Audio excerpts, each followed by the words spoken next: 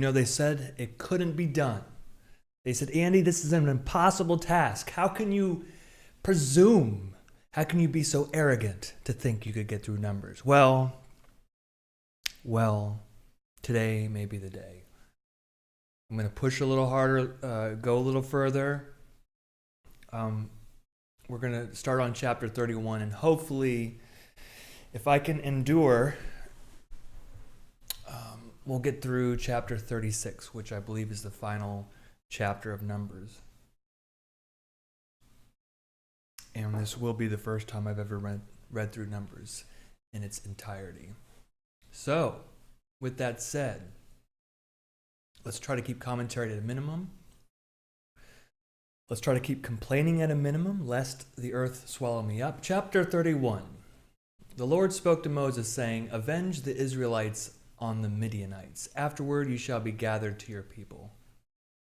So I guess this is his final task before he is forced to die.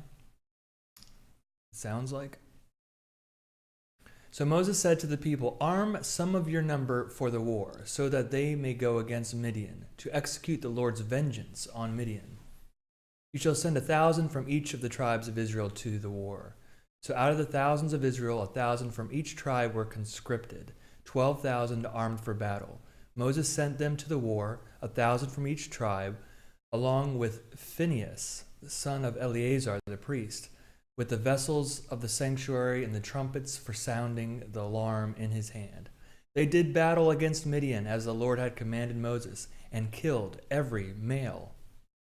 They killed the kings of Midian, Evi, Rechem, Zur, Hur, and Reba, the 5 kings of Midian, in addition to others who were slain by them. And they also killed Balaam, son of Beor, with the sword. Balaam was our dude. All right, no commentary. The Israelites took the women of Midian and their little ones captive, and they took all their cattle, their flocks, and all their goods as booty. All their towns where they had all their towns where they had settled, and all their encampments they burned. But they took all the spoil and all the booty, both people and animals. Then they brought the captives and the booty and the spoil to Moses, to Eleazar the priest, and to the congregation of the Israelites at the camp on the plains of Moab by the Jordan at Jericho.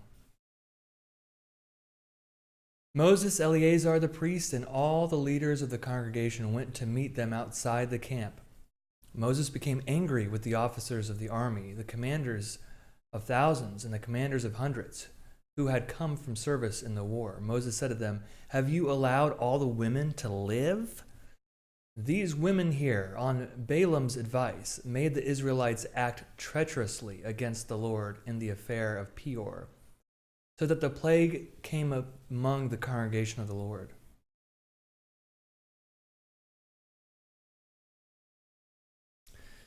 Now therefore, kill every male among the little ones, and kill every woman who has known a man by sleeping with him. But all the young girls who have not known a man by sleeping with him, keep alive for yourselves.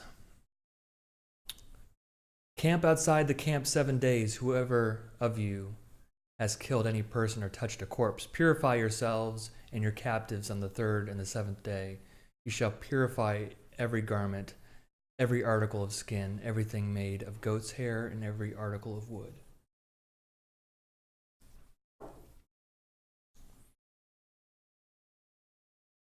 I'll hold back the commentary. Verse 21, Eleazar the priest said to the troops who had gone to battle, This is the statute of the law that the Lord has commanded Moses. Gold, silver, bronze, iron, tin, and lead. Everything that can withstand fire shall be passed through fire, and it shall be clean. Nevertheless, it shall also be purified with the water for purification. And whatever cannot withstand fire shall be passed through the water. You must wash your clothes on the 7th day, and you shall be clean. Afterward you may come into the camp. The Lord spoke to Moses, saying, You and Eleazar the priest and the heads of the ancestral houses of the congregation Make an inventory of the booty captured, both human and animal. Divide the booty into parts between the warriors who went out to battle and all the congregation. From the share of the warriors who went out to battle, set aside a tribute for the Lord, one item out of every 500, whether persons, oxen, donkeys, sheep, or goats.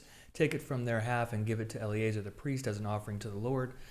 But from the Israelites' half you shall take one out of every 50, whether persons, oxen, donkey, sheep, or goats, all the animals, and give them to the Levites who have charge of the tabernacle of the Lord.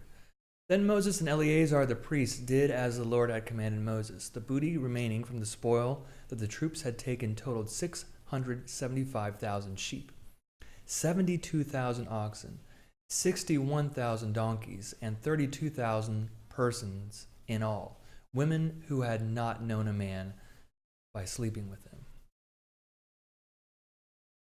Verse 36. The half share, the portion of those who had gone out to war, was in number 337,500 sheep and goats. And the Lord's tribute of sheep and goats was 675. The oxen were 36,000, of which the Lord's tribute was 72. The donkeys were 30,500, of which the Lord's tribute was 61. The persons were 16,000, and which the Lord's tribute was 32 persons. Moses gave the tribute, the offering for the Lord, to Eleazar the priest, as the Lord had commanded Moses. As for the Israelites' half, which Moses separated from that of the troops, the congregation's half was 337,500 sheep and goats, 36,000 oxen, 30,500 donkeys, and 16,000 persons. From the Israelites' half, Moses took one of every 50, both person and of animal, and gave them to the Levites who had charge of the tabernacle of the Lord, as the Lord had commanded Moses. Then the officers who were over the thousands of the army, the commanders of the thousands and the commanders of hundreds, approached Moses and said to Moses, "Your servants have counted the warriors who are under our command, and not one of us is missing. And we have brought the Lord's offering, what each of us found, articles of gold, armlets and bracelets, signet rings, earrings, and pendants, to make atonement for ourselves before the Lord." Moses and Eleazar the priest received the gold from them, all in the form of crafted articles, and all the gold of the offering that they offered to the Lord from the commanders of thousands and the commanders of hundreds was 16,750 shekels. The troops had all taken plunder for themselves. So Moses and Eleazar the priest received the gold from the commanders of the thousands and of hundreds and brought it into the tent of meeting as a memorial for the Israelites before the Lord. Chapter 32. Little beverage first.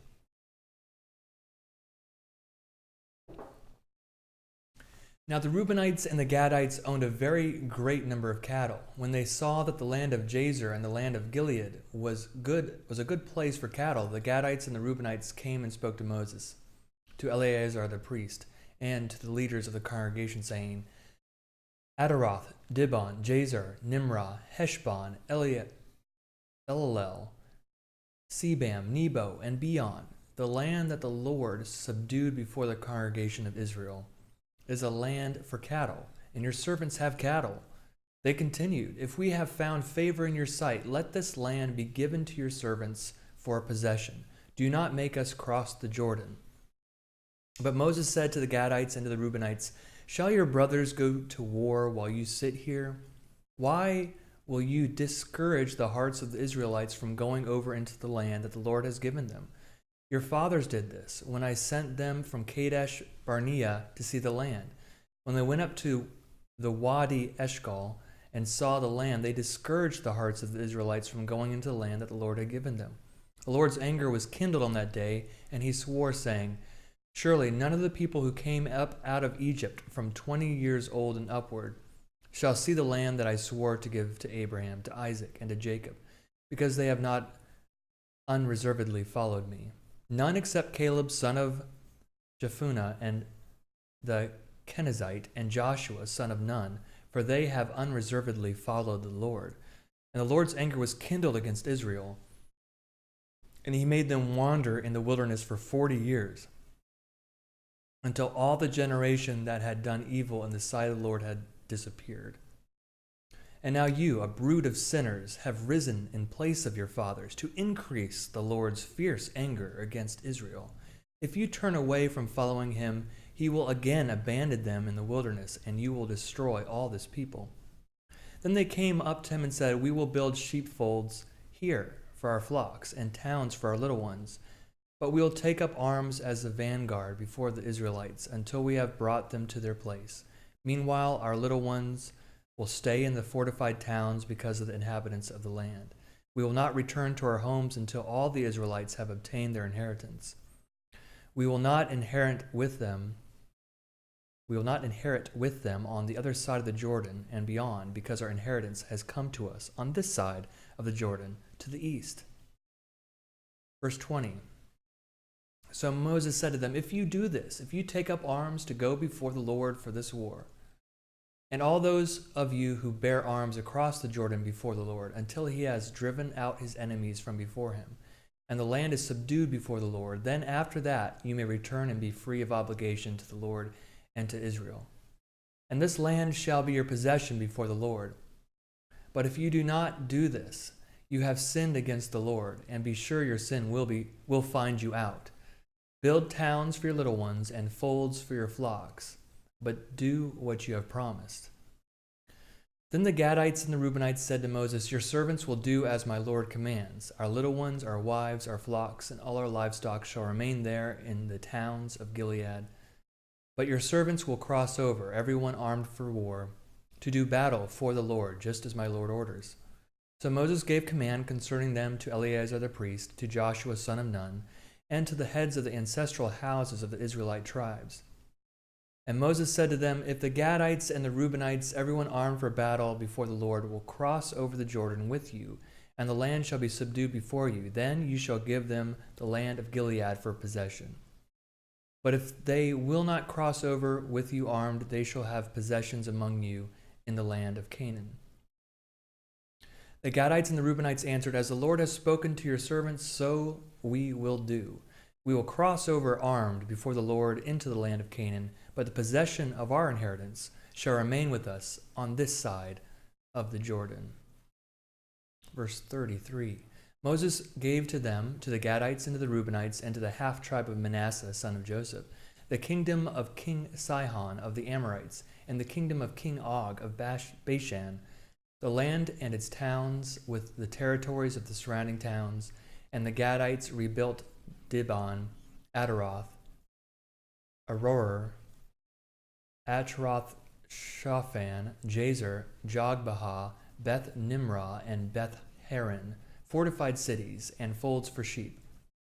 And the Reubenites rebuilt Heshbon, Elilel, Kirathaim, Nebo, and Baal-meon, some names being changed, and Sibmah. And they gave names to the towns that they rebuilt.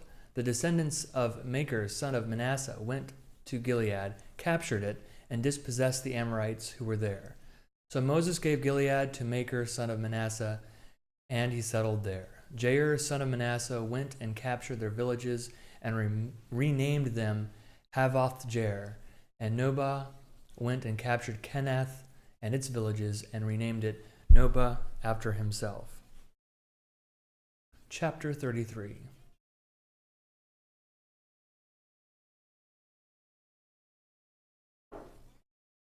These are the stages by which the Israelites went out of the land of Egypt in military formation under the leadership of Moses and Aaron. Moses wrote down their starting points, stage by stage, by command of the Lord, and these are their stages according to their starting places.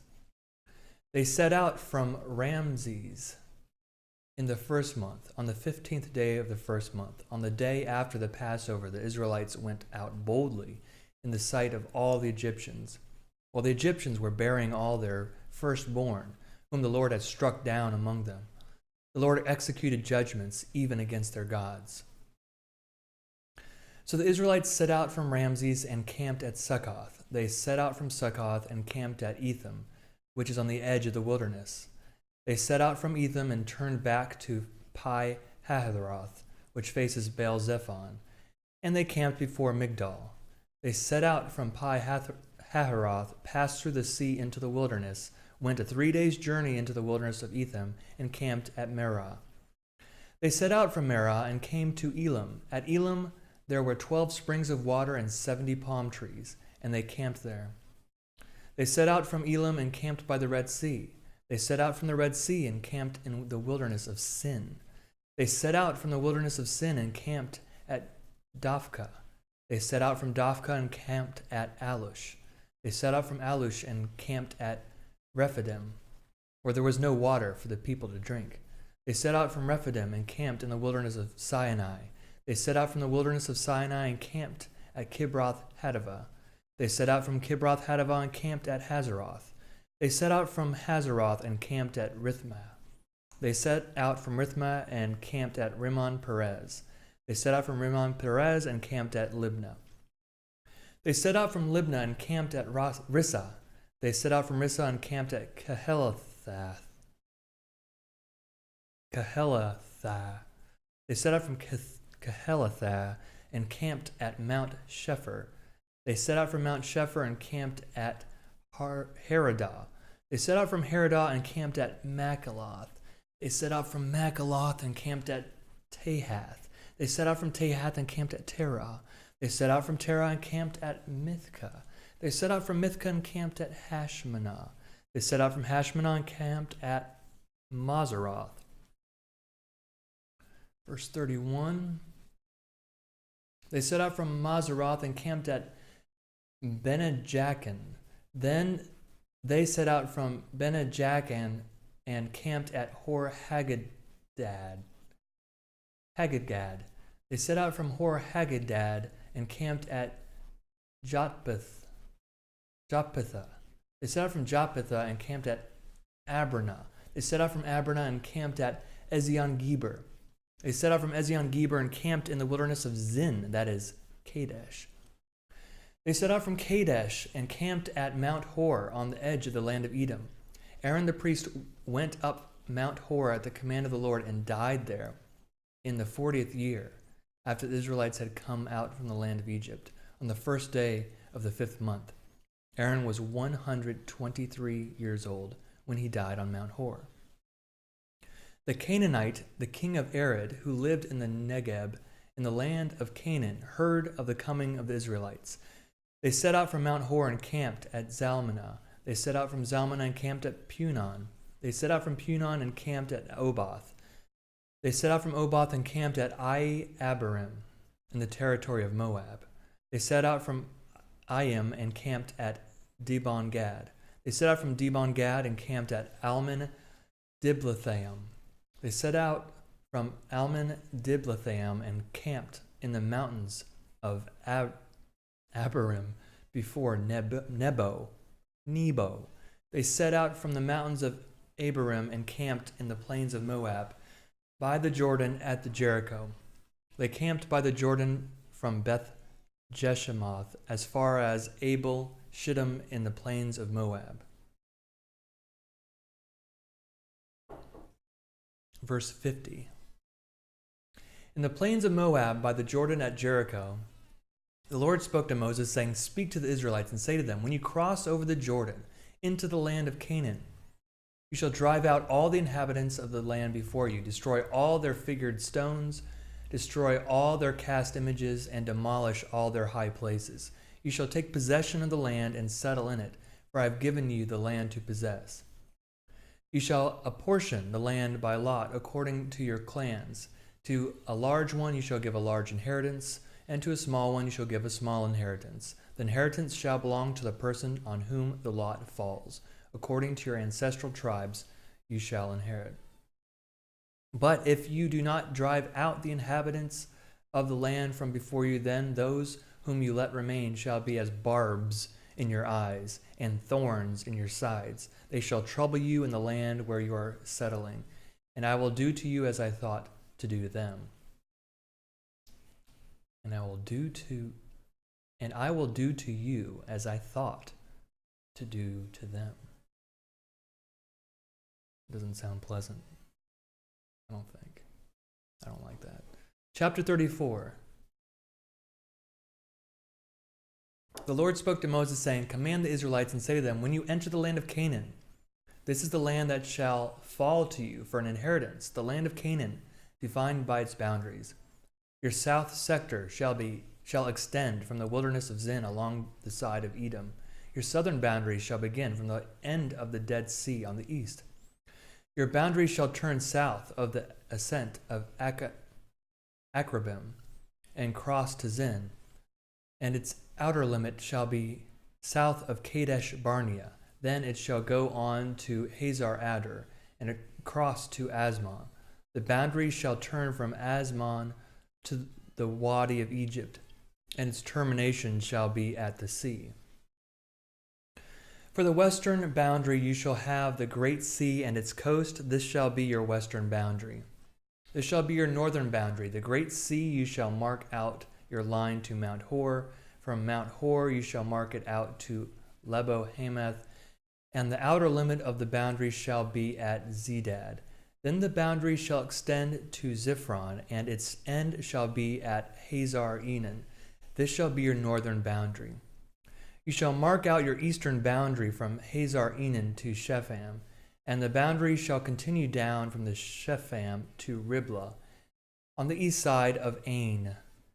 And the boundary shall go down and reach the eastern slope of the sea of Chinnereth. And the boundary shall go down to the Jordan, and its end shall be at the Dead Sea.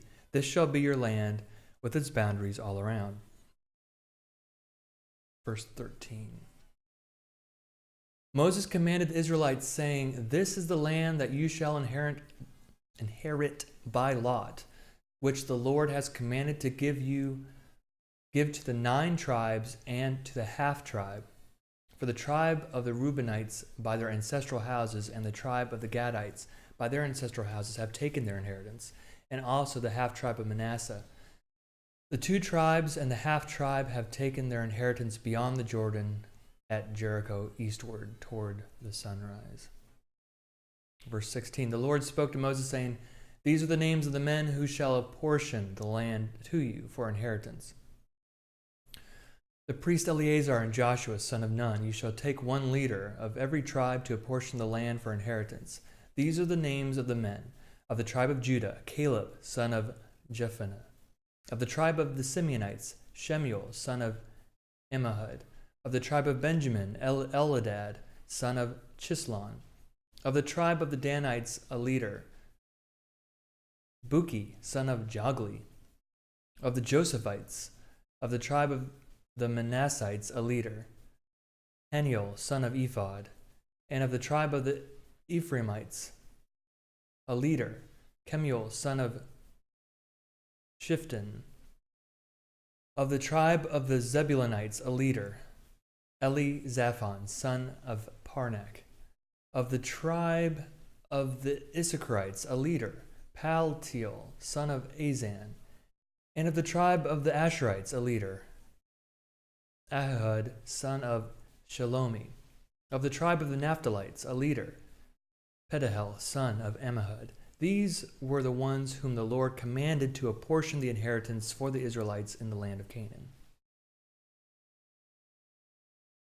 Chapter 35. If we can get it up there. There we go. In the plains of Moab, by the Jordan at Jericho, the Lord spoke to Moses, saying, Command the Israelites to give from the inheritance that they possess, towns for the Levites to live in. You shall also give to the Levites pasture lands surrounding the towns. The towns shall be theirs to live in, and their pasture lands shall be for their cattle, for their livestock, and for their animals. The pasture lands of their towns, which you shall give to the Levites, shall reach from the wall of the town outward 1,000 cubits all around. You shall measure outside the town for the east side 2,000 cubits, for the south side 2,000 cubits, for the west side 2,000 cubits, and for the north side 2,000 cubits, with the town in the middle. This shall belong to them as a pasture land for their towns. The towns that you give to the Levites shall include the 6 cities of refuge, where you shall permit a slayer to flee. In addition, To them you shall give 42 towns. The towns that you give to the Levites shall total 48, with their pasture lands. And as for the towns that you shall give from the possession of the Israelites, from the larger tribes you shall take many, and from the smaller tribes you shall take few. Each in proportion to the inheritance that it contains shall give of its towns to the Levites. Verse 9. The Lord spoke to Moses, saying, Speak to the Israelites and say to them, When you cross the Jordan into the land of Canaan, then you shall select cities to be cities of refuge for you, so that a slayer who kills a person without intent may flee there. The cities shall be for you a refuge from the avenger, so that the slayer may not die until there is a trial before the congregation. The cities that you designate shall be 6 cities of refuge for you. You shall designate 3 cities beyond the Jordan, and 3 cities in the land of Canaan, to be cities of refuge. These cities shall serve as refuge for the Israelites, for the resident or transient alien among them, so that anyone who kills a person without intent may flee there. But anyone who strikes another with an iron object, and death ensues, is a murderer. The murderer shall be put to death. Or anyone who strikes another with a stone in hand that could cause death, and death ensues, is a murderer.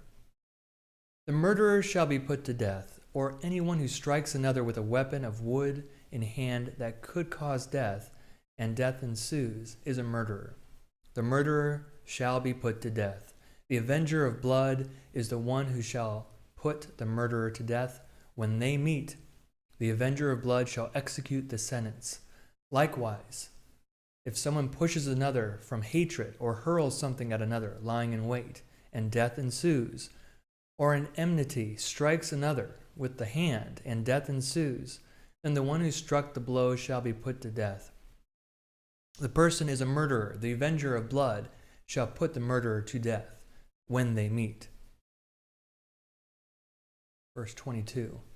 But if someone pushes another suddenly without enmity, or hurls an object without lying in wait, or while handling any stone that could cause death, unintentionally drops it on another, and death ensues, though they were not enemies, and no harm was intended, then the congregation shall judge between the slayer and the avenger of blood, in accordance with these ordinances, and the congregation shall rescue the slayer from the avenger of blood.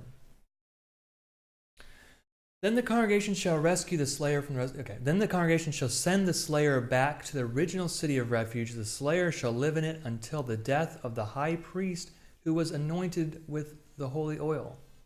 But if the slayer shall at any time go outside the bounds of the original city of refuge, and is found by the avenger of blood outside the bounds of the city of refuge, and is killed by the avenger, no blood guilt shall be incurred. For the slayer must remain in the city of refuge until the death of the high priest, but after the death of the high priest the slayer may return home. These things shall be a statute and ordinance for you throughout your generations, wherever you live. If anyone kills another, the murderer shall be put to death on the evidence of witnesses, but no one shall be put to death on the testimony of a single witness. Moreover, you shall accept no ransom for the life of a murderer who is subject to the death penalty. A murderer must be put to death. Nor shall you accept ransom for one who has fled to a city of refuge, enabling the fugitive to return to live in the land before the death of the high priest. You shall not pollute the land in which you live, for blood pollutes the land, and no expiation can be made for the land. For the blood that is shed in it, except by the blood of the one who shed it. You shall not defile the land in which you live, in which I also dwell, for I, the Lord, dwell among the Israelites. And finally, the final book of Numbers, number 36.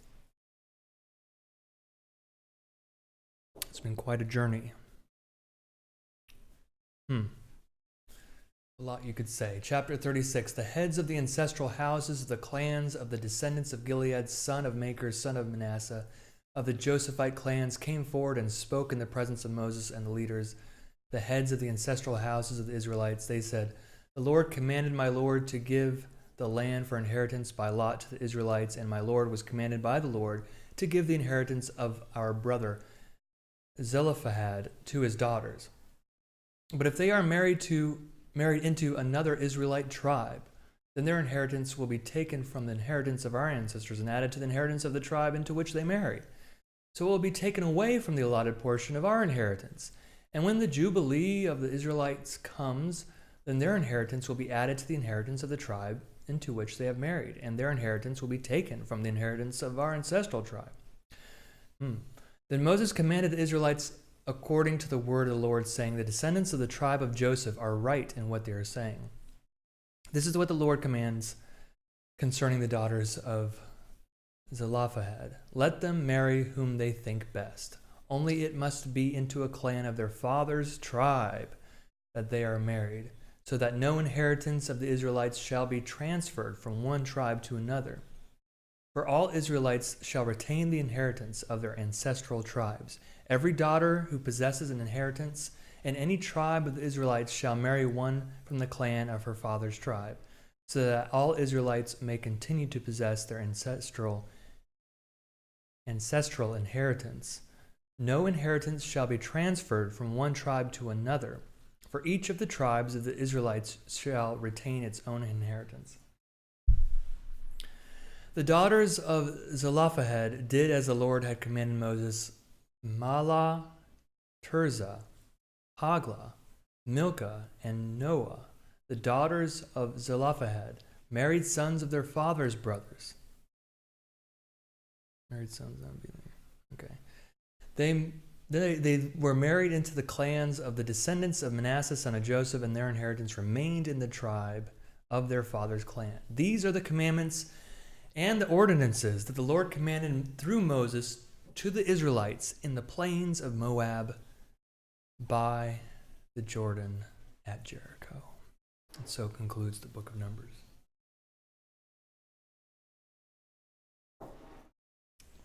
I had a lot of thoughts about what we've read, but I think I'll just keep them to myself. Just clicking through my Bible reading plan. Numbers 36 is complete.